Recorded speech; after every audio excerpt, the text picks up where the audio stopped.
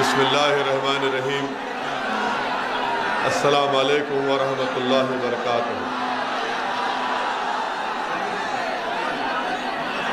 मंच पर बैठे हुए उत्तर प्रदेश मजलिस इत्तेहादुल मुस्लिमीन के सदर मोहतरम जनाब शौकत अली साहब,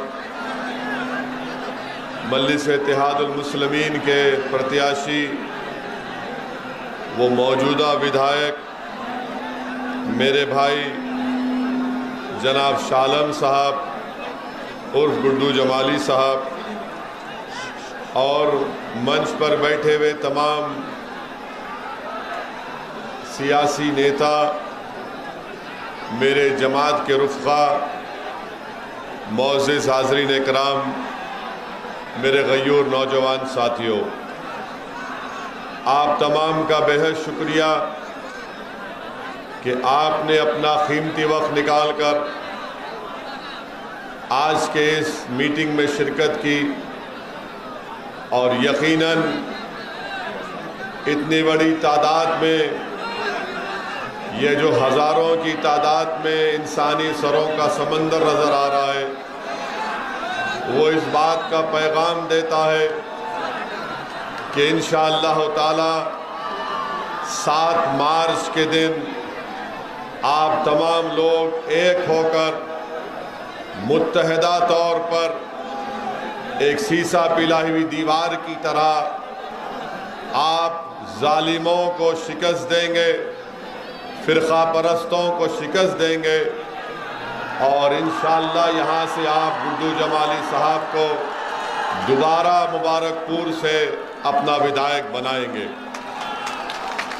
मेरे अजीज़ दोस्तों और बुज़ुर्गों, हमारे क़मर कमाल साहब आज़मगढ़ सदर के मजलिस के प्रत्याशी हैं, अब्दुल्ला साहब गोपालपुर से मजलिस के प्रत्याशी हैं, अब्दुर्रहमान निज़ामाबाद से मजलिस के प्रत्याशी हैं, जावेद आलम दीदारगंज से हैं, पंकज मौर्य सगड़ी से हैं और महेंद्र प्रताप सोंकर साहब जो जन अधिकार पार्टी बाबू सिंह कुशवाहा साहब की है, वो मोहम्मदाबाद से प्रत्याशी है, उनका निशान गैस का सिलेंडर है। हमारे ज़िला सदर नदीम साहब, विधानसभा सदर शालम साहब, यूथ सेक्रेटरी अयाज अहमद साहब। मेरे अजीज़ दोस्तों और बुज़ुर्गों, मैं सबसे पहले मोहतरम जनाब शालम साहब का और गुड्डू जमाली साहब का दिल की गहराइयों से शुक्रिया अदा करता हूँ कि उन्होंने मजलिस इत्तेहादुल मुस्लिमीन के उम्मीदवार बनने के लिए राज़ी हुए और उन्होंने मुबारकपुर की सरजमीन पर मजलिस इत्तेहादुल मुस्लिमीन के परचम को बुलंद किया। मैं उनको मुबारकबाद देता हूँ और उनका शुक्रिया भी अदा करता हूँ। मैं अल्लाह का शुक्र अदा करता हूँ कि अल्लाह सुब्हानहू व तआला ने अपने हबीब मोहम्मद मुस्तफ़ा सल्लल्लाहु अलैहि वसल्लम के सदक़े और तुफ़ैल में मुझे मुबारकपुर आने का मौका इनायत फरमाया। ये मेरी खुशकिस्मती है कि मैं मुबारकपुर के इस मुबारक सरजमीन पर आप जैसे मुबारक लोगों के दरमियान में खड़े होकर मुझे अपनी बात कहने का मौका मिल रहा है। मेरे अजीज़ दोस्तों और बुज़ुर्गों, मेरी इज़्ज़तदार माँ और बहनों, मैं आपको ये बताने आया हूँ कि गुड्डू जमाली साहब को जो टिकट काटा गया वो सिर्फ उनका नहीं काटा गया बल्कि मुबारकपुर की जनता को धोखा दिया गया था। अब ये मुबारकपुर की आवाम और जनता को इस नाइंसाफ़ी के ख़िलाफ़, इस बेइज्जती के ख़िलाफ़ और आपके हक़ को लेने के लिए 7 मार्च के दिन आप तमाम को मुत्तहिदा तौर पर अपने वोट का इस्तेमाल पतंग के निशान पर करना पड़ेगा। मेरे अजीज़ दोस्तों और बुज़ुर्गों, आप जानते हैं कि भारत हमारा वतन अजीज है और उत्तर प्रदेश की सियासत है, इसकी एक तल हकीकत यह है कि जब तक आपके पास आपका नेता नहीं होगा, आपकी आवाज़ को नहीं सुना जाएगा। अगर आज आप मुबारकपुर से और आजमगढ़ से उत्तर प्रदेश में जो आखिरी मरहले के चुनाव होने जा रहे, यहाँ पर आप मंजलिस के उम्मीदवारों को कामयाब करेंगे तो ये कामयाबी आपकी होगी, क्योंकि आपकी सफ़ों से एक नेता निकलेगा। कोई मुझसे सवाल कर सकता है कि मुबारकपुर को ओवैसी तुम आ रहे हो और गुड्डू जमाली के लिए वोट की बात कर रहे हो, क्या गुड्डू जमाली 2 मरतबा के विधायक नहीं है? हाँ, गुड्डू जमाली 2 मरतबा के विधायक हैं, मगर उस 2 मरतबा में और अब तीसरी मरतबा की कामयाबी जो होगी उसमें जमीन आसमान का फर्क होगा। क्या फर्क होगा बताओ? क्या फर्क होगा? फर्क ये होगा कि 2 मरतबा गुड्डू जमाली को जिस पार्टी से वो वाबस्ता थे उनको रोका जाता था। आज जब गुड्डू जमाली आपकी दुआओं से, आपकी आशीर्वाद से, वोट से कामयाब होगा तो वो आपका नेता होगा, गरीबों का नेता होगा। ये फर्क है। ये आपका लीडर होगा और आपके दरमियान में खड़े होकर मैं जनाब गुड्डू जमाली साहब को कह रहा हूं कि जब अल्लाह और मुबारकपुर की जनता आपको अपने दुआओं से, मोहब्बत और वोट से कामयाब करेगी तो गुड्डू जमाली साहब जब आप उत्तर प्रदेश की विधानसभा में जाएंगे तो आप उस विधानसभा में मुबारकपुर उत्तर प्रदेश के गरीब, मजलूम, अति पिछड़ा, जिसको दबाया गया, कुचला गया, उनकी आवाज को आपको बुलंद करना पड़ेगा। उत्तर प्रदेश की विधानसभा को मजलूमों और कमजोरों की आवाज उठाना पड़ेगा और मुझे यकीन है कि इंशाअल्लाह ताला गुड्डू जमाली मुबारकपुर की आवाम को शर्मिंदा नहीं करेंगे बल्कि आपकी आवाज को उठाएंगे। तो अब आपको मालूम हो गया कि अब आप गुड्डू जमाली को जब वोट डालेंगे तो अपने नेता के लिए वोट डालेंगे। कल तक गुड्डू जमाली आपके पास आते थे तो किसी और नेता के बारे में आप उनको एक सत्ता देते थे। आज ये आपकी लड़ाई है, गुड्डू जमाली की लड़ाई नहीं है, ये आपको नेता बनने की लड़ाई है। मेरे अजीज दोस्तों और बुजुर्गों, ये मुबारकपुर की मुबारक सरजमीन जहां पर जामिअतुल अशरफिया है जो 120 साल पहले उसको कायम किया गया, जहां पर तौहीद की शमा को रोशन किया गया और उस तौहीद की शमा की रोशनी ना सिर्फ इस मुल्क में, ना सिर्फ बर्रे सगीर में, बल्कि दुनिया के कोने कोने में मिसबाही पहुंचकर तौहीद की शमा को जला रहे हैं। मेरी खुशकिस्मती है कि मुबारकपुर में जामिया अरेबिया अहयाल उलूम, मदरसा अरेबिया दारुल तालीम और मदरसा बाबुल इल्म भी है। मैं इन तमाम मुदर्रिस को सलाम करता हूँ, इनके तमाम जिम्मेदारों को सलाम करता हूँ। इनके बुजुर्गों को अगर मौका मिलेगा तो मैं बजाते खुद जाकर उनके हाथ को चूमूंगा और उनके हाथ को लेकर अपने सर पर रखूंगा, और अगर वो इजाजत दे तो मैं इन उलमाओं की जूतियों को अपने सर पर उठाकर रखूंगा कि वो जो खिदमत अंजाम दे रहे हो उसको बयान करना भी अल्फाज का नाकाफी हो जाएंगे। मैं सिर्फ दुआ करता हूं कि अल्लाह हमारे उलमाओं को, हमारे मुहद्दिसीन को, मुफ्तियों को अल्लाह सलामत रखे, अल्लाह उनके इल्म से और फैज़ जारी कराए। मेरे अजीज दोस्तों और बुजुर्गों, जो अहम बात आपके सामने मैं करना चाह रहा था कि इत्तेहाद, मुत्तहिद रहिए। अगर गुड्डू जमाली को या मजलिस के प्रत्याशियों को कामयाब करना है तो आप तमाम को मुत्तहिद होना पड़ेगा, इत्तेहाद को मजबूत करना पड़ेगा। और याद रखिए हमारी इस बात को कि इत्तेहाद जिंदगी है, इत्तेहाद जिंदगी है और इंतशार मौत है। तो इत्तेहाद जिंदगी देता है और इंतशार मौत देता है।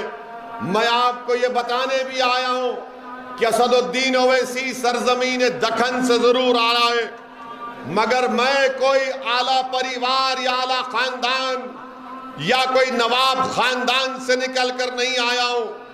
मेरे बुजुर्ग वकालत करते थे, आम आदमी थे, मेहनत और जुस्तजू की, कुर्बानियां दी, जेल की सोबतें बर्दाश्त की, जालिम हुकूमतों के जुल्म को बर्दाश्त किया, मुकाबला किया।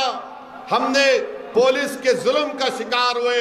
आज असदुद्दीन ओवैसी जो तुम्हारे दरमियान में मुबारकपुर में खड़े होकर मैं अपनी बात को रख रहा हूं, मेरा सियासी सफर आसान नहीं था, मुझे भी जेल जाना पड़ा। मैं कोई रईस ज़ादे का बेटा नहीं हूं, मैं एक गय्यूर मुसलमान का बेटा हूं जिसने मुझे ये सिखाया कि हालात का समझौता नहीं करना, जिसने मुझे सिखाया कि सच्चाई को बयान करना, चाहे वो नमरूद का दरबार हो, चाहे फिरौन का दरबार हो, चाहे वक्त का हुक्मरान यजीद हो, मगर बात अपनी सच्चाई से करना। ये आज जो तुम्हारे सामने दीवाना खड़े होकर बोल रहा है, एक नहीं 4-5 मर्तबा मुझे जेल को जाने का मौका मिला और हम 5 मर्तबा हजरत पुलिस के दामाद बनकर जेल में थे। और हजरत पुलिस ने हमको 22 सितंबर 1999 को पुलिस ने हमारी विधानसभा में हमको मारा, पीटा, रोड पर गिरा कर हमको मारा, हमारे सर पर 18 टाके लगे, हमारी पीठ और पैर खून से लहूलुहान हो गई। आज हमारा सफर आसान नहीं था। याद रखो मेरे अजीज दोस्तों और बुजुर्गों, जो सच्चाई के रास्ते पर निकलता है, जो अल्लाह रब्बुल इज्जत को खुश करने के लिए निकलता है, उसके रास्ते में तमाम बातिल ताकतें अपने कांटे बिछाते हैं, मगर जिसका अज़म और हौसला और नीयत में इखलास होगा, परवरदिगार उनको कामयाब और कामरान करता है। मेरे अजीज दोस्तों और बुजुर्गों, चंद बुज़दिलों ने यह समझा कि ओवैसी की गाड़ी पर गोलियां चलाकर उसकी आवाज को बंद कर देंगे। मैं उन बुज़दिलों से कहना चाह रहा हूं, वो नाथूराम गोडसे की नाजायज औलाद से कहना चाह रहा हूं, मैं उन लोगों से कहना चाह रहा हूं जो असल दिमाग है, जो मैं उन लोगों से मुखातिब हूं आज, जो उन जालिमों के हाथ में तुमने बंदूक थमाई। अरे याद रखो, 4 गोलियां चलाओ या लाखों चलाओ, ओवैसी की जबान बंद नहीं होगी। हाँ, अगर अल्लाह ने तय कर लिया कि मेरी मौत होगी, मगर मेरी जबान तुम बनोगे ना मेरी जबान। मेरी इस दुनिया से चले जाने के बाद भी आप मेरा काम करोगे। ये मेरा काम नहीं, आपका काम है। क्या आप डरोगे? क्या आप गोलियों से डरोगे? क्या आप जालिमों से डरोगे? क्या हुक्मरानों से डरोगे? क्या तुम मोदी से डरोगे? क्या तुम अखिलेश से डरोगे? किससे डरोगे बताओ फिर? किससे डरोगे? तुम जब अल्लाह से डरते तो गुड्डू जमाली तुम्हारा क्या बना बताओ? तुम्हारा भाई, तुम्हारा बेटा, तुम्हारा चचा बना। जब तुम रब्बे करीम की मोहब्बत का दावा कर चुके तो तुमने गवाह बना दिया जमीन और आसमान को। तो 7 तारीख के दिन डरना नहीं, पुकार कर जाना पोलिंग बूथ को, हिम्मत से जाना पोलिंग बूथ को और पतंग के निशान पर बटन दबाना, यह कहकर कि मैं यहां का विधायक बनने वाला हूं। करेंगे ना आप? करेंगे ना आप? मेरे अजीज दोस्तों और बुजुर्गों,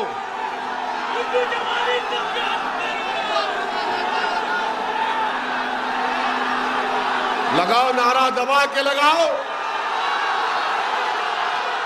झूम कर लगाओ, मस्त होकर लगाओ, पूरा मुबारकपुर में आवाज जाए, पूरे आजमगढ़ में जाए, पूरे यूपी में जाए, मोदी के कानों में जाए, अखिलेश के दिल में जाए। लगाओ नारा दबा के। मेरे अजीज दोस्तों और बुजुर्गों, मेरे अजीज दोस्तों और बुजुर्गों, अब हमारी थोड़ी बात सुन लीजिए।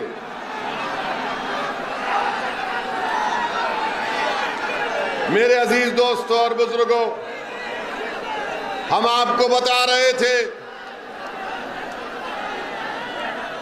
कि कोई आपसे कहेगा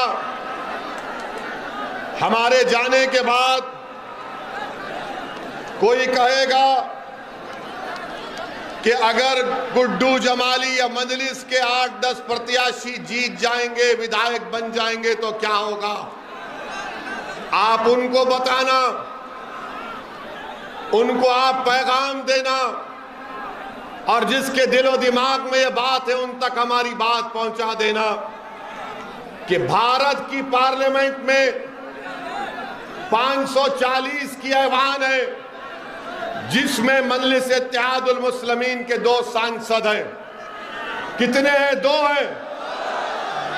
और जब दोनों में से एक खड़े हो जाते हैं पार्लियामेंट में आपकी बात करने के लिए, आपके इंसाफ की बात करने के लिए, गरीब, मजलूम, अति पिछड़ा, दलित की बात करने के लिए, तो क्या होता है? हम जब खड़े हो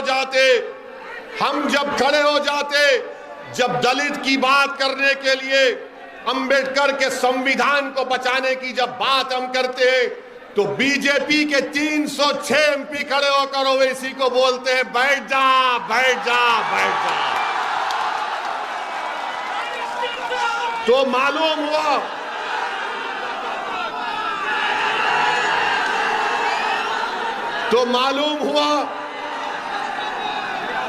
मालूम हुआ कि ओवैसी, असदुद्दीन ओवैसी सिर्फ अल्पसंख्यक समाज मुसलमान की बात नहीं करता। असदुद्दीन ओवैसी सिर्फ दलितों की या अति पिछड़ा आदिवासियों की बात नहीं करता। असदुद्दीन ओवैसी जो कमजोर है उसको ताकतवर बनाने की बात करता था और करता रहेगा। हमने कभी भी मजहब के नाम पर भेदभाव नहीं किया। मेरी कोई एक ऐसी तकरीर दिखा दो जहां पर मैंने किसी समाज या किसी मजहब के बारे में कहा मेरी लड़ाई संविधान बचाने की है। अगर जुल्म हमारे हिंदू भाई पर होगा तो मैं मुबारकपुर के हिंदू भाइयों से कहना चाह रहा हूं कि जिस तरह जो वैसी यहां खड़े होकर कह रहा है तुम पुकारो, मैं दौड़ता हुआ तुम्हारे साथ खड़ा हो जाऊंगा तुम्हारी लड़ाई लड़ने के लिए। अगर मुबारकपुर का दलित आवाज देगा कि ओवैसी आ जाओ, अंबेडकर के संविधान को बचाना है, अंबेडकर के मान और सम्मान को उठाना है, तो खुदा की कसम ओवैसी उस दलित परिवार के साथ खड़ा होकर लड़ाई लड़ेगा। इसीलिए जब 2019 में हैदराबाद की आवाम ने हमको चौथी मर्तबा रुकने पार्लियामान एमपी बनाया, तो हम जब हल्फ लेने के लिए गए तो बीजेपी के 300 एमपी नारा लगाना शुरू कर दी। हमको देखकर हमने भारत के संविधान पर अल्लाह के नाम पर हल्फ लिया। उसके बाद हमने नारा लगाया जय भीम। तो बीजेपी के लोगों एमपी सन्नाटे में आ गए, जबान कतर लिए।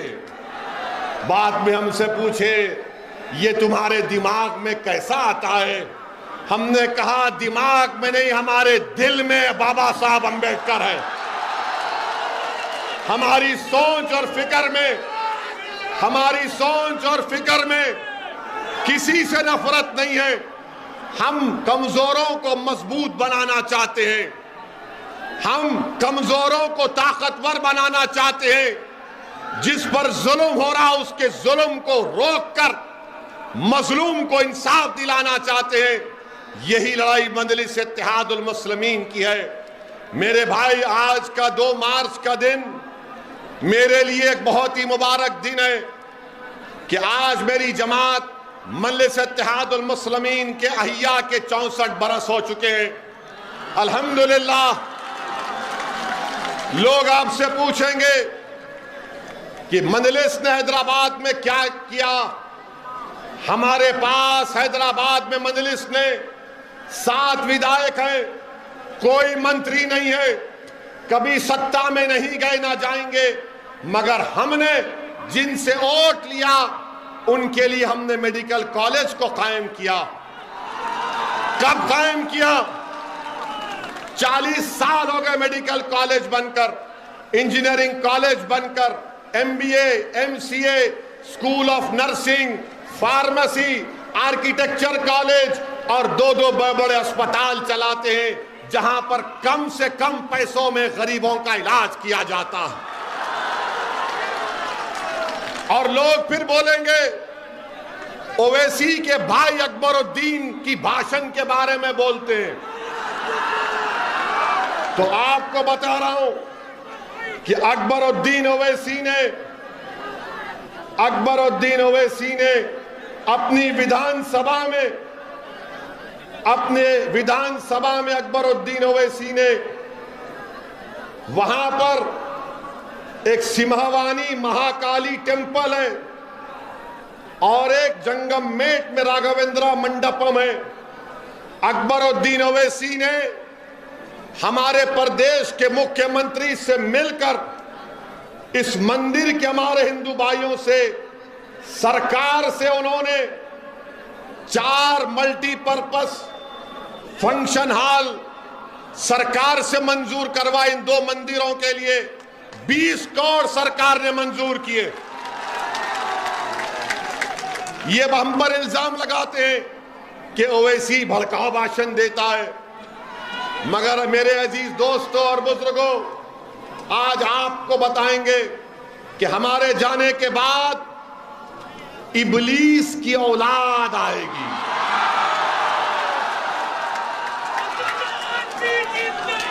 अबू जहल अबू लहब की नाजायज औलाद आएगी। यजीद के मुर्दार दिल रखने वाले भी आएंगे और आकर बोलेंगे बीजेपी है, भाजपा है, उसको क्या करेंगे। तो आप क्या जवाब देंगे उन लोगों को जब वो लोग भाजपा कहेंगे? तो आप बोलेंगे भाजपा को अगर मुबारकपुर से कोई हरा सकता है तो उसका नाम क्या है बताओ। जो भाजपा को यहां से हरा सकता है उसका नाम क्या है बताओ। आवाज में और ताकत आनी चाहिए, वहां से भी आनी चाहिए, वहां से भी आनी चाहिए। उसका नाम क्या है बताओ। जो योगी और मोदी को रोक सकेगा उसका नाम बताओ। आप अखिलेश, बड़े और छोटे अखिलेश, देख लो जनता ने कह दिया कि 7 मार्च के दिन किसको वोट देंगे, किसको वोट देंगे, किसको वोट देंगे। मेरे अजीज दोस्तों और बुजुर्गों, अब सपा के लोग बोलेंगे ओवैसी तो जज्बाती भाषण देता है, आप भी दो ना अखिलेश, क्यों नहीं देते? कौन रोक रहा है आपको? और जो लोग आपको बोलेंगे नौजवानों को जज्बाती करता है ओवैसी, अरे याद रखो मैं उन नौजवानों के बुजुर्गों को सलाम करता हूं, उनकी मां और बहनों को सलाम करता हूं कि तुमको जज्बाती बनाया। अगर कोई दलित पर जुल्म हो रहा, किसी गैर मुस्लिम पर जुल्म हो रहा और तुम्हारे दिल में जज्बात ना आए तो वो मुर्दा है, इंसान नहीं है। याद रखो हमारी बात। मेरे अजीज दोस्तों और बुजुर्गों, समाजवादी पार्टी अखिलेश यादव, जब इनसे पूछा गया कि कर्नाटका की उस बच्ची ने जो हिजाब और निकाब पहना उस पर कुछ बोलो, तो क्या अखिलेश बोले? अखिलेश कुछ बोले?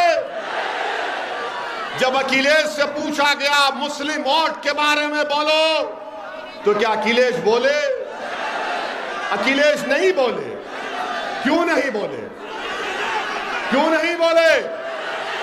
इसलिए नहीं बोले कि अखिलेश जानते हैं कि आप कैदी हैं उनके। क्या आप उनके कैदी हैं? क्या आप दरी बिछाएंगे? क्या आप दरी बिछाएंगे? क्या आप गुड्डू जमाली को कामयाब करेंगे? क्या आप अखिलेश को हराएंगे? ये बात है, ये बात हुई है। मेरे अजीज दोस्तों और बुजुर्गों, आप थक तो नहीं गए, बोर तो नहीं हुए? वैसे अब यहां हम आपको बता रहे हैं, कल शाम में बाद मगरिब बाबुल इल्म में हम फिर आएंगे भड़काऊ भाषण देने। आप आएंगे? आप आएंगे? You love me, I love you also.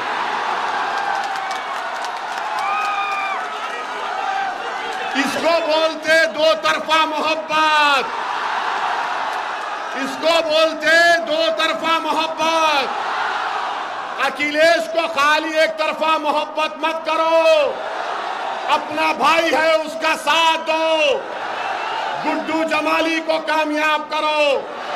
ये लड़ाई हमारी है, ये लड़ाई में आपको गुड्डू जमाली को कामयाब करना है। समाजवादी आपकी आवाज ना कभी थी ना है। और सुन लो सपा वालों, सुन लो सपा वालों, ओवैसी जब तक जिंदा रहेगा तुम्हारी नींदों को हराम करके रख दूंगा इंशाअल्लाह। अब तुम मोदी योगी को डराकर हमारा वोट नहीं हासिल कर सकते। अब हम नेता बनाएंगे, बनाएंगे ना नेता, हम नेता बनाएंगे, मुबारकपुर को बेहतरीन बनाएंगे। और अगर कोई इब्लीस आकर बोलता है, भाजपा का नाम लेता है, डराता है, तो क्या आप डरेंगे? और जब थोड़ा डर होगा तो उस कर्नाटका की बच्ची ने क्या नारा लगाया था जब बलवाइयों ने घेर लिया था उसको? क्या नारा लगाया था उस बच्ची ने? क्या नारा लगाया था उस बच्ची ने? क्या नारा लगाया था उस बच्ची ने? तो सुन लो भाजपाइयों, हम जब तक जिंदा रहेंगे दाढ़ी और टोपी पहनेंगे। हमारी बेटियां अगर चाहेंगी तो हिजाब और निकाब करेंगी। तो लगाओ जोरदार नारा, गुड्डू जमाली, गुड्डू जमाली। 7 तारीख को पतंग के निशान पर बटन दबाएंगे, 7 तारीख को पतंग के निशान पर बटन दबाएंगे, 7 तारीख को पतंग के निशान पर बटन दबाएंगे। अपने नेता को बनाएंगे, अपने नेता को बनाएंगे, अपनी आवाज को उत्तर प्रदेश में पहुंचाएंगे। अस्सलाम वालेकुम व रहमतुल्लाहि व बरकातुहू।